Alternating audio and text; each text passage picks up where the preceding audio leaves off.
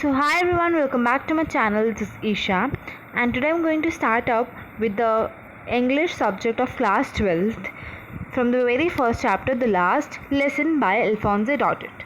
So this chapter is an irony क्योंकि इसका नाम जो है वो है last lesson, but in actual it is the very first chapter of your syllabus. So without wasting any time, let's begin. तो इनके जो राइटर हैं दैट इज़ अल्फोंस डॉडेट. सो उनके बारे में यहाँ पे कुछ मेंशन है like he was a French novelist and story writer and he was born on 1840 and died on 1897. तो जो स्टोरी है वो उस टाइम की है जब प्रूशिया ने फ्रांस के कुछ districts like Alsace and Lauren को टेक ओवर कर लिया था, उस पर रूल करने लगे थे. इवन उन्होंने फ्रेंच पीपल पे अपनी लैंग्वेज दैट इज़ जर्मन को इम्पोज किया था, फोर्स किया था कि वो उसको फॉलो करें और अपनी लैंग्वेज को छोड़ दें. उस टाइम पे जो लोग थे वो बहुत ही ज़्यादा शैटर्ड हो गए थे, दे वर डीपली शैटर्ड, बहुत ही ज़्यादा दुखी थे. एंड इवन दे रियलाइज्ड कि actually what is going through, actually हो क्या रहा है. जब finally they lost their freedom ना, तब उनको रियलाइज़ हुआ what is the importance of the language, the country, the freedom, the independence and many more. एक टर्म है चैप्टर में जो यूज़ हुआ है that is linguistic chauvinism, that which means that taking prides in one language. Although it's not that important but तब भी मैंने mention कर दिया है, you can just consider it for once. Now okay, ऐसे काफ़ी सारे टर्म्स हैं आपके चैप्टर में. अगर कुछ बाय चांस मुझसे गलती से छूट जाए, मैं ना बताऊं, so please do comment down. I will try to cover all of those terms. Scene 1 शुरू होता है स्टोरी. जो फ्रांस है वो नरेटर जो है इस चैप्टर का, वो अपने स्कूल के लिए बहुत ही ज़्यादा लेट हो चुका है, ठीक है. और बेसिकली उसको पार्टिसिपल्स पे कुछ प्रिपेयर करना था जो कि उसने नहीं किया, और वो बहुत ज़्यादा अपने teacher whose name is M Hamel, उससे वो बहुत ही ज़्यादा डरा हुआ था बिकॉज उसको कंफर्म था कि M Hamel is going to ask him questions upon participles, और इसलिए वो बहुत ही ज़्यादा डरा हुआ था. तो नॉर्मली हम जब डरे हुए थे तो हम क्या करते, बहाना मारते so that we could skip school, हम स्कूल ना जा पाए, पेट दर्द हो रहा है, सर दर्द हो रहा है एंड मैनी मोर. तो जो फ्रांस है वो भी कुछ ऐसे टेम्पटिंग थॉट्स उसके दिमाग में आने लगते हैं so that he could even skip the school. ऐसे बहुत सारे इन्वायरमेंट था बाहर, ऐसी बहुत सी चीज़ें थी जो कि फ्रांस को अपनी तरफ अट्रैक्ट कर रही थी. Like the weather on that day was so warm and bright, Prussian soldiers were drilling, there were open field, saw mill, ऐसे बहुत सारी चीज़ें थी जो कि फ्रांस को अपनी तरफ अट्रैक्ट कर रही थी और स्कूल जाने से रेजिस्ट कर रही थी. हमारे नॉर्मली हम भी ऐसे करते हैं, इज़न्ट इट. होमवर्क दिया है, कंप्लीट नहीं किया हमने, तो हम क्या करते हैं, we use to resist school going. हम नहीं जाना चाहते, हम कुछ बहाना बना देते हैं, कुछ भी कर देते हैं. तो यहाँ पे बेसिकली फर्स्ट सीन है जिसमें फ्रांस का छोटा सा इंट्रोडक्शन दिया है. वो डरा हुआ है अपने टीचर एम से, जो कि उससे पार्टिसिपल्स पे क्वेश्चन करने वाले हैं, और वो बताता है हमारे जैसे नॉर्मली बच्चों को लगता है वैसे वो बता रहा होता है कि ऐसा ऐसा मुझे लग रहा है, मैं रेजिस्ट करना चाहता हूँ स्कूल जाना. बट थोड़ी देर बाद ये सब छोड़ के जल्दी से अपने स्कूल की तरफ बढ़ता है विदाउट वेस्टिंग एनी टाइम. जब वो स्कूल की तरफ बढ़ता ही है, वहाँ पे एक टाउन हॉल आता है. ओके, वहीं पे एक लार्ज बुलेटिन बोर्ड है जहाँ पे बहुत ही ज़्यादा भीड़ इकट्ठा थी. ओके, ना what is this bulletin board? जैसे हमारे स्कूल में नोटिस बोर्ड होता है ना, वैसे ये बुलेटिन बोर्ड है. जैसे हमें बहुत सारे नोटिस या न्यूज़ मिलते हैं नोटिस बोर्ड से, वैसे ही वहाँ के लोगों को उससे न्यूज़ मिलती आ रही थी. इसकी स्पेशलिटी क्या थी कि पिछले 2 साल से वहाँ के लोगों को बुलेटिन बोर्ड से बैड न्यूज़ मिल रही थी. समझ रहे हो? सो दैट इज़ वाई वो बहुत ही ज़्यादा बुलेटिन बोर्ड फेमस था. और वहाँ पे फिर से कुछ नोटिस थी जिसकी वजह से सारे लोग वहाँ पे गैदर्ड थे इस नोटिस को पढ़ने के लिए. जैसे कि वो बैड न्यूज़ जो मैंने अभी बताया वो कौन कौन सी थी, like lost battles, the drafts and the orders of commanding officer. इसी की वजह से फ्रांस जो था वो बहुत ही ज़्यादा डरा हुआ था कि ओ माय गॉड अब क्या न्यूज़ होगी, what could be the matter now. इसलिए वो सोच रहा था कि अब क्या बैड न्यूज़ आ गई इस बुलेटिन बोर्ड से. तो वहाँ पे ही बुलेटिन बोर्ड के सामने black Smith and watcher present थे, जो कि फ्रांस को बोलते हैं कि तुम्हें इतना जल्दी जाने की ज़रूरत नहीं है, तुम्हारे पास प्लेंटी ऑफ टाइम है, तुम्हारे पास काफ़ी टाइम है और तुम पहुंच जाओगे स्कूल टाइम पे। वो ऐसा फ्रांस है इसलिए कहते हैं क्योंकि फ्रांस जो ये सब सोच रहा था ना, बुलेटिन बोर्ड की bad news and all that, वो एक पर्टिकुलर जगह पे खड़ा होकर नहीं सोच रहा था, but in fact he was continuously moving towards his school, क्योंकि ऑलरेडी वो इतना ज़्यादा लेट था, इतना डरा हुआ था regarding the questions which is going to be asked to him on participles। ऐसा बहुत कुछ उसके दिमाग में था, so he was in so much hurry, उसके पास इतना टाइम भी नहीं था कि एक जगह वो स्टिल होके सब कुछ सोचे। इसीलिए उससे ब्लैक स्मिथ बोलता है कि it's okay, you don't go so fast, you have a plenty of time and you will reach school on time. अब स्कूल का सीन आता है। नॉर्मल डेज में क्या होता है, वहाँ पे बहुत ही ज़्यादा बसल होता है, शोर मचा रहता है बच्चों का। हमारे स्कूल में जैसे इमेजिन करो, सब कुछ शोर रहता है हर जगह, ठीक है। और टीचर के रूलर रैपिंग करने की आवाज़ आती है, लकड़ी से ऐसे टेबल पे मारते हैं ना, वैसी आवाज़ आ रही होती है। और डेस्क के ओपनिंग और क्लोजिंग की आवाज़ आती है। लेसन्स की रिसाइटिंग की आवाज़ आती है, जिससे जो पढ़ाकू बच्चे होते हैं एक पर्टिकुलर कॉर्नर में बैठ के लेसन्स रिसाइट करते हैं ना क्लास शुरू होने से पहले। This is the one day spelling recite करते हैं, कुछ ना कुछ बोलते रहते हैं, 2 1 2 2 2 4 लाइक दिस। तो वैसी आवाज़ आती है। But on that day everything was different and too much weird for France. वहाँ पे पूरी तरह एक साइलेंट था, संडे मॉर्निंग्स की तरह। संडे मॉर्निंग्स मतलब कि जैसे संडे मॉर्निंग्स में कुछ स्कूल नहीं होता, नो टेंशन, एवरीथिंग फ्री, सब कुछ शांत शांत सा होता है ना, वैसे ही उस दिन भी साइलेंस था। टीचर्स के रूलर रैपिंग करने की बिल्कुल भी आवाज़ नहीं आ रही थी। नॉर्मली जो बसल होता है, जो शोर शराबा होता है, वो बिल्कुल भी नहीं था। जो opening and closing of desk, इसकी जो आवाज़ें आती हैं, वो भी बिल्कुल नहीं थी। There was a pin drop silence over there. जैसे नॉर्मली लेसन्स रिसाइट करने की भी जो आवाज़ें आती हैं, वो भी नहीं थी। तो बेसिकली फ्रांस कहना चाहता है, द नरेटिव वांट्स टू से, कि उस दिन सब कुछ बहुत ही ज़्यादा डिफरेंट था। Nothing was as same as the normal usual day, ठीक है। नाउ अब एमएमएल के बिहेवियर में भी काफ़ी सारा चेंजेस देखता है फ्रांस। फ्रांस को अभी जाना था अंदर, okay, he would have to enter the classroom. इतने बच्चे बैठे थे तो वो काफ़ी डर रहा था, काफ़ी शाय फील कर रहा था कि अब उसको क्लास में एंटर करना पड़ेगा, इतने सारे बच्चों के सामने जाना पड़ेगा एंड मैनी मोर। बट वो ये सब सोच ही रहा होता है कि उसकी एक्सपेक्टेशंस जो थी वो बिल्कुल कॉन्ट्रडिक्टरी थी।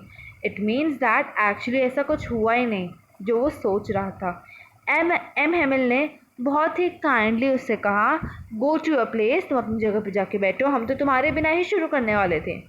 तो ये सुन के फ्रांस बहुत ही ज़्यादा शॉक्ड था कि ये क्या बिहेवियर है जो वो एक्सपेक्ट कर रहा था, चिल्लाना अपने टीचर से, because he was late to the school, ठीक है। तो वो तो बिल्कुल भी ऐसा कुछ नहीं हुआ। तो वो जल्दी से झपक के लपक के अपनी जाके सीट पे जाके बैठ जाता है, बिकॉज और वो काफ़ी ज़्यादा शॉक था। तो वो उसी चीज़ के बारे में बार बार रिपीटेडली सोच रहा था कि सडनली स्कूल का एनवायरनमेंट भी आज बहुत ही ज़्यादा चेंज है, एम एम एल के बिहेवियर में भी काफ़ी सारे चेंजेस हैं। तो what could be the reason behind all of this. उसने ये भी नोटिस किया कि जो एम एम एल है, उसने उस दिन अलग डिफरेंटली ड्रेसअप हुए थे वो।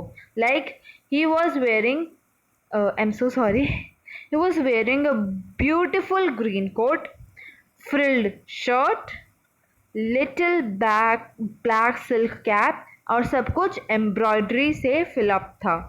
तो उसने एक चेंज अपनी टीचर के ड्रेसिंग में भी नोटिस किया।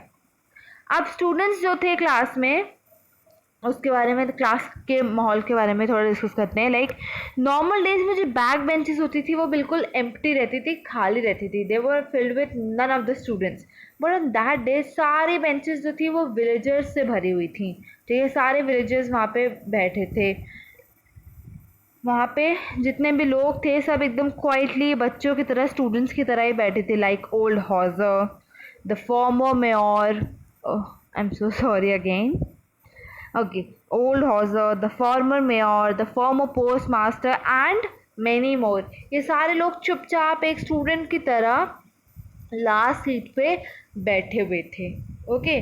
तो ये भी एक बहुत ही शॉकिंग था कि फ्रांस ये चीज़ समझ नहीं पा रहा था कि एक्चुअली हो क्या रहा है। पहले स्कूल के माहौल में चेंज, फिर क्या कहते हैं, एमएमएल के ड्रेसिंग अप में चेंज, उसके बिहेवियर में चेंज, और अब ये क्लासरूम के अरेंजमेंट में चेंज। और वो उसने ये भी नोटिस किया कि जितने भी like old Hauser, the former mayor, the former post master, जितने भी लोग थे ये काफ़ी ज़्यादा सैड थे। ओके और उसने एक और चीज़ नोटिस की कि वो सारे के सारे अपने साथ एक प्राइमर लाए थे। Now what is this primer? Primer मतलब प्राइमरी बुक्स। वो अपने साथ प्राइमरी बुक्स लेके बैठे थे। तो this was again a big question mark for France that actually what is happening. Okay तो इसी के साथ जो फ्रांस था वो धीरे धीरे करके एनवायरनमेंट नोटिस ही कर रहा था कि अचानक से एमएमएल ने एक अनाउंसमेंट की अपने ही बहुत ही काइंडली जेंटल टोन में कि माय चिल्ड्रन, ये शायद हमारा लास्ट लेसन है जो कि मैं तुमको दे सकता हूँ। बर्लिन से तुम लोग को जर्मन पढ़ाने का ऑर्डर आया है। सो आज के बाद से एल्सैक एंड लॉरेन के सारे स्कूल्स में जर्मन ही पढ़ाया जाएगा। तुम्हारा न्यू मास्टर कल तक आ जाएगा।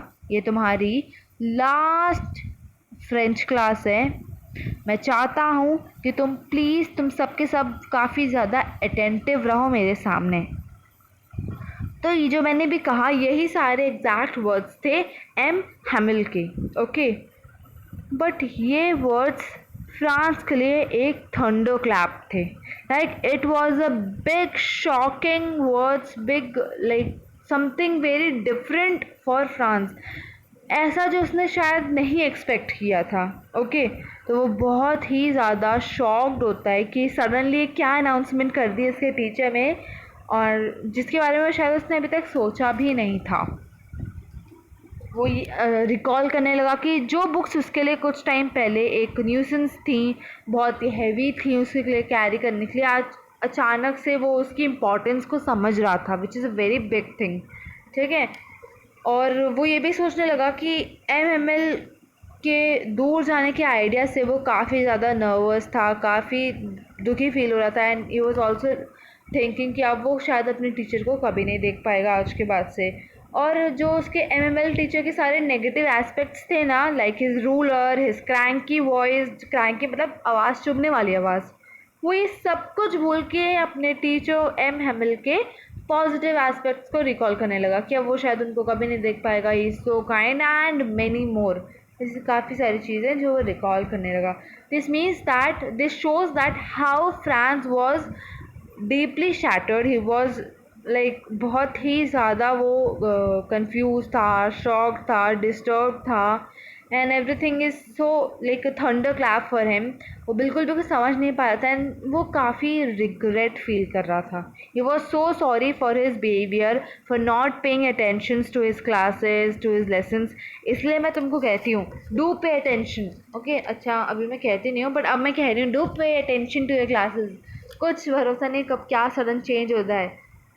Okay so this was all about France behavior which included a very big change. Now अब जो था फ्रांस समझ गया था कि एमएमएल ने अपना जो न्यू ड्रेसअप किया है वो क्यों किया है, because it was in the honour of his last lesson. वो उसका लास्ट डे था ना, तो उसके ऑनर में ही उसने एक न्यूली ड्रेसअप हुए थे उसके टीचर। और अब वो ये भी समझा कि इतने सारे लोग गैदर क्यों हुए हैं, क्योंकि वो काफ़ी ज़्यादा सॉरी फील कर रहे थे अपने स्कूल को नेगलेक्ट करने के लिए, उसकी इम्पोर्टेंस को ना जानने के लिए, और वो अपने टीचर के लिए एक अलग रिस्पेक्ट शो कर रहे थे क्योंकि एमएमएल ने 40 इयर्स उस स्कूल के लिए सर्व किया, which is a very big like बहुत ही बड़ा ड्यूरेशन है, एक बहुत ही ह्यूज ड्यूरेशन है। तो उनका विलेजेस का ना ये एक अपना तरीका था एक एमएमएल को रिस्पेक्ट शो करने का और अपना एक रिग्रेट फीलिंग शो करने का कि वो समझ गए थे उस टाइम पे कि what could be the importance of school, जो कि शायद वो कभी नहीं समझ पाए। इसलिए वो अपने साथ प्राइमरी बुक्स भी लेकर आए थे, isn't it? So hedge villages were also so sad. अब क्या हुआ, एमएमएल ने एज यूजुअल फ्रांस से क्वेश्चन किया पार्टिसिपल्स पे। फ्रांस पहले काफ़ी ज़्यादा कॉन्फिडेंट था कि ही कुड स्पीक, बट वो इतना डरा हुआ भी था कि उसने पहले वर्ड में सब कुछ मिक्सअप कर दिया। जैसे हम लोग होते हैं ना डरे हुए थे तो क्या करते हैं हम लोग, फंबल करते हैं, इज़न्ट इट? तो फ्रांस ने भी यही चीज़ की। और आज वो उस दिन उस दिन वो बहुत ही ज़्यादा सॉरी भी फील कर रहा था because he couldn't answer such a simple question. Not exactly simple, वो इसलिए सॉरी नहीं था क्योंकि वो सिंपल टॉपिक था, बल्कि इसलिए सॉरी था क्योंकि वो उसने बिल्कुल भी अटेंशन पे नहीं कर रहा था। And he couldn't even face MML, वो अपने सर भी उठा के सर अपने टीचर को नहीं देख पा रहा था। He was so sorry at that time. तभी एमएमएल ने कहा कि इट्स नॉट ए फॉल्ट, आज मैं तुमको नहीं डांटूंगा, I won't scold you today, ठीक है। वो बताता है कि ऐसा जो बच्चों का जो बिहेवियर है वो ऐसा क्यों है, वो क्यों आंसर नहीं दे पाते हैं। सबसे पहले उसने ब्लेम किया साल सैक के लोगों को, लाइक क्योंकि वहाँ के लोगों को एक आदत थी कि हम कुछ भी काम करेंगे कल करेंगे, लर्निंग करेंगे कल करेंगे, मतलब वो हर काम अपना कल के लिए एक्सटेंड कर देते थे। एक आदत होती है ना टाल देना, वो चीज़ वहाँ के लोगों में थी। वो पेरेंट्स को भी ब्लेम करते हैं बिकॉज पेरेंट्स जो होते हैं वो अपने बच्चों को स्कूल भेजने के बजाय फील्ड पे जाना ज़्यादा प्रेफर करते हैं, उनसे फील्ड में काम कराना ज़्यादा प्रेफर करते हैं, इम्पॉर्टेंट समझते हैं। वो खुद को भी ब्लेम करता है कि उसने कभी भी अपनी क्लासेस को सीरियसली लिया ही नहीं है इन एक्चुअल, ओके। और वो हमेशा ब्लेम कर रहा होता है सबको क्योंकि सब लोगों ने लर्निंग जैसे इतने इम्पॉर्टेंट प्रोसेस को इतना आसानी से नेगलेक्ट किया।